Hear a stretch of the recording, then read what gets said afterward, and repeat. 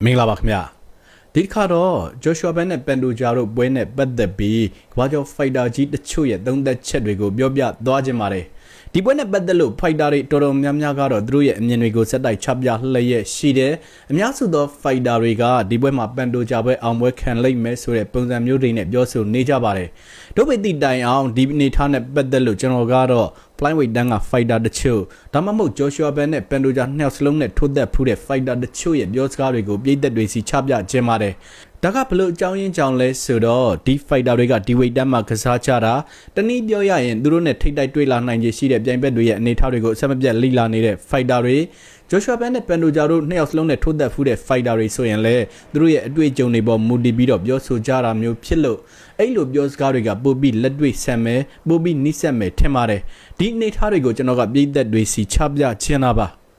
အဲ့ဒီတော့ဒီပွဲနဲ့ပတ်သက်ပြီးစွမ်းဆောင်ရည်ပိုင်းဆိုင်ရာကိန်းနှန်းတွေနဲ့စတင်လိုက်ကြရအောင်ပါလက်ရှိ flyweight တန်းအနေထားကိုကြည့်မယ်ဆိုရင် Pantoja ကနိုင်ပွဲဆက်အရေးအတွက်ကိုစုစုပေါင်း10ပွဲအထိနိုင်ယူထားတယ်Joshua Ben ကတော့စုစုပေါင်း9ပွဲဆက်တိုက်နိုင်ယူထားတယ်ဒီ fighter နှစ်ယောက်ရဲ့နိုင်ပွဲဆက်မှတ်တမ်းကလက်ရှိ flyweight တန်းမှာအများဆုံးနဲ့ဒုတိယအများဆုံးဆိုတဲ့နေရာမျိုးတွေရက်တည်နေပါပြီ flyweight တန်းမှာပေါ်ပေါက်ခဲ့တဲ့နောက်ဆုံး champion ကပတ်စိန်ခေါ်ပွဲ3ပွဲကိုကြည့်လိုက်မယ်ဆိုရင်ဒီ fighter နှစ်ယောက်လောက် record ကောင်းတဲ့ပုံစံမျိုးလုံးဝမတွေ့ရသေးပါဘူးUFC ဘက်ကနောက်ဆုံးအနေနဲ့ကျင်းပခဲ့တဲ့ flyweight champion ကပတ်စိန်ခေါ်ပွဲ9ပွဲကိုကြည့်လိုက်မယ်ဆိုရင် Pantoja အတွက်ကံကောင်းနာလားဒါမှမဟုတ် promotion ဘက်ကပိုပြီးကောင်းတဲ့ပွဲဆိုင်တွေဖန်တီးဖို့အဆင်မပြေလို့လားတော့မသိပါဘူး Pantoja ဟာစွမ်းဆောင်ရည်ကောင်းတဲ့ champion တစ်ယောက်ဖြစ်သည့်တိုင်အောင်နောက်ဆုံးကစားခဲ့တဲ့3ပွဲမှာတော့သူ့ကိုကောင်းကောင်းဒုက္ခပေးနိုင်တဲ့ fighter မျိုးတွေနဲ့ရင်ဆိုင်ခဲ့ရခြင်းမရှိပါဘူး Kankara France ဆိုရင်လည်းဒီ Steve Arce ကိုပထမအချိန်နဲ့အမောက်သိပ်ပြတယ်ဒီတစ်ချက်ထဲနဲ့ champion ကပတ်စိန်ခေါ်ခွင့်ရတယ်တကယ်ဆိုရင်နောက်ဆုံးကစားခဲ့တဲ့3ပွဲဆက်တိုက်မှာဆိုရင်သူကတပွဲပဲနိုင်တယ်ရှိက2ပွဲမှာရှုံးတယ်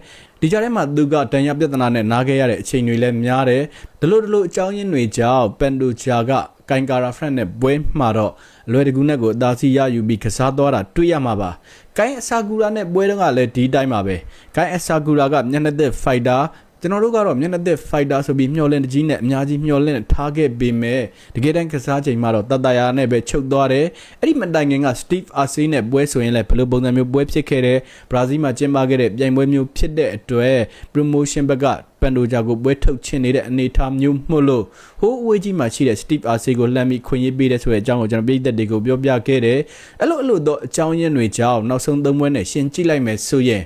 Joshua Ben ကနိုင်ပွဲဆက်အနေအထားရောလက်ရှိ rhythm ပိုင်းအရာရော Pantoja ကိုတော်တော်လေးဒုက္ခပေးလာနိုင်တဲ့ပြိုင်ဘက်မျိုးဆိုတော့ပြောလို့ရနေပါတယ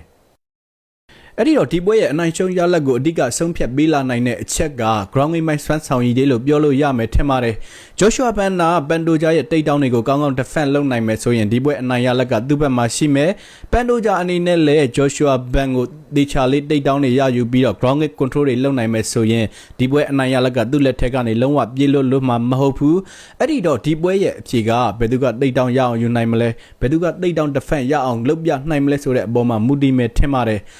ဒါဆိုရင်ကျွန်တော်တို့အနေနဲ့ ground game ဆိုင်ရာစွမ်းဆောင်ရည်ပိုင်းဆိုင်ရာအချက်လက်တွေကိုကြည့်ရအောင်ပါ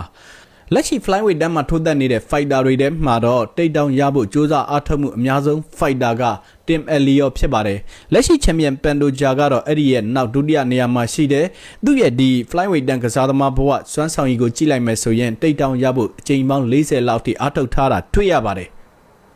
်အဲ့တော့တိတ်တောင် accuracy ကဘယ်လောက်ထိမြင့်နေလဲဆိုတဲ့အကြောင်းကိုပြောကြရအောင်ပါဟိုတနေ့ကဗီဒီယိုမှာတော့Pantoja ရဲ့တိတ်တောင် accuracy ကအလောက်ကြီးမမြင့်ဘူးဆိုတဲ့အကြောင်းကိုကျွန်တော်ပြောပြခဲ့တယ်လက်ရှိ flyweight တန်းမှာကစားနေတဲ့ fighter တွေထဲမှာတော့တိတ်တောင် accuracy အမြင့်ဆုံး fighter က Cody Durden မှာ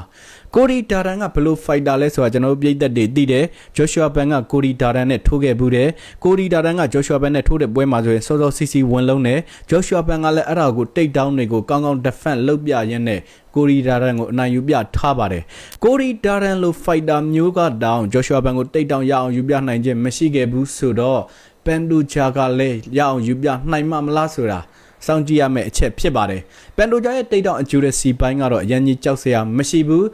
Joshua Ben ကတော့ Cody Durden ရဲ့တိတ်တောင် attempt တွေကိုကောင်းကောင်း defend လုပ်နိုင်ခဲ့တယ် Ray Surya ရဲ့တိတ်တောင် attempt တွေကိုလည်းကောင်းကောင်း defend လုပ်ပြထားတယ်ဒါလို့သောအကြောင်းရင်းတွေကြောင့် Pantoja အနေနဲ့ Joshua Ben ကိုတိတ်တောင်ရအောင်ယူပြနိုင်မှမလားဆိုတာတန်ရာလေးနဲ့စောင့်ကြည့်ရမှာဖြစ်ပါတယ်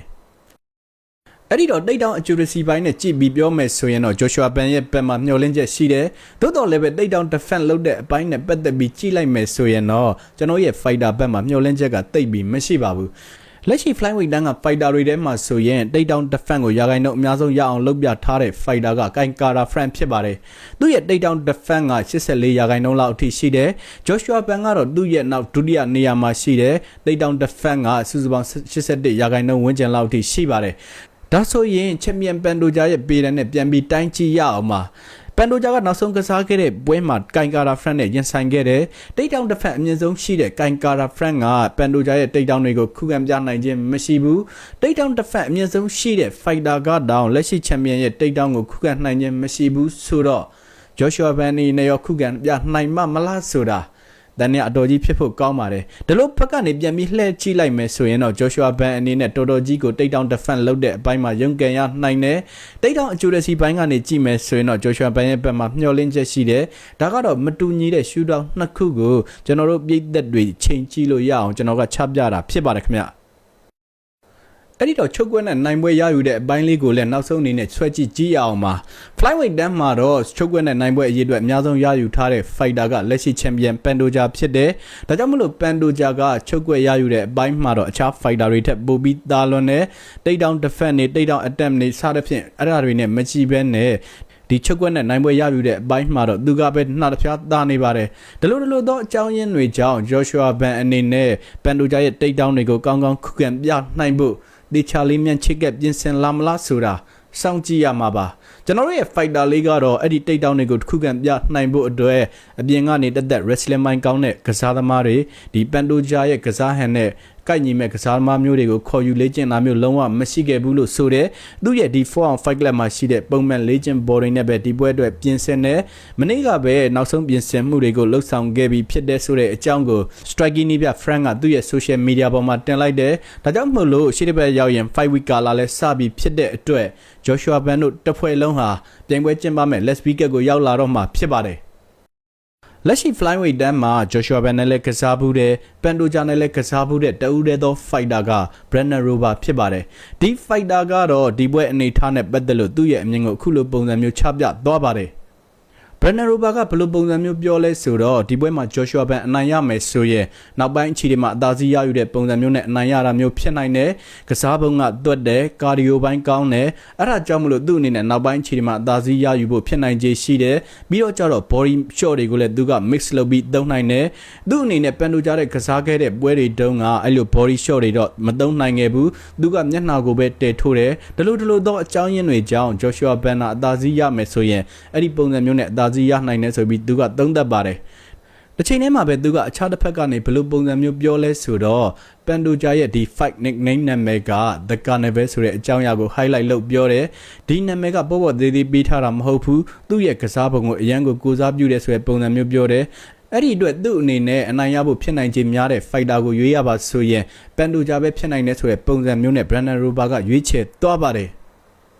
လက်ရှိ Joshua Ben ရဲ့ UFC fighter ဘဝစွမ်းဆောင်ရည်တွေကိုကြည့်လိုက်မယ်ဆိုရင်စုစုပေါင်း9ပွဲထိုးထားတယ်10ပွဲအနိုင်ရတယ်တပွဲပဲရှုံးနိမ့်ထားတယ်အဲ့ဒီရှုံးနိမ့်တဲ့ပွဲကချားဂျွန်ဆန်နဲ့ပွဲပါ Joshua Ben ကိုထူးထူးခြားခြားအနိုင်ရထားတဲ့ချားဂျွန်ဆန်ကတော့ဒီပွဲနဲ့ပတ်သက်ပြီးသူ့ရဲ့အမြင်တွေကိုအခုလိုပြောပြပါတယ်Joshua Ben အနေနဲ့ပန်ဒိုဂျာကိုကွန်းလက်ဆက်ဝိုင်းမှာပဲထိန်းထားနိုင်မယ်ဆိုရင်ဒီပွဲမှာတာတာယာနဲ့အနိုင်ရမယ်ဆိုပြီးချားဂျွန်ဆန်ကဆိုတယ်ဒုပိတိတိုင်အောင်ပန်ဒိုဂျာကိုတိုက်စစ်ဖွင့်ခွင့်ပေးမယ် Joshua Ben ကလည်းကောင်တာတွေအဆောက်အနာလွန်ပြီးများသွားလို့ရှိရင်သူ့အနေနဲ့ပန်ဒိုဂျာရဲ့ pressure တွေအောက်မှာရုန်းကန်ရနိုင်ပြီးတော့တစားစီချိန်မှသွားနိုင်တယ်ဆိုတဲ့ပုံစံမျိုးနဲ့သုံးသပ်သွားခဲ့ပါတယ်ဒါကတော့ flyweight တန်းက fighter ကြီးတွေ Joshua Ben နဲ့ Pantoja တို့နှစ်စလုံးနဲ့ရင်ဆိုင်မှုတဲ့ fighter တွေရဲ့သုံးသက်ချက်ပါဘယ်သူရဲ့သုံးသက်ချက်ကပိုပြီးနီးစပ်မလဲဆိုတာဒီဇင်ဘာပထမအပတ်မှာစောင့်ကြည့်လိုက်ကြတာပေါ့ခင်ဗျာ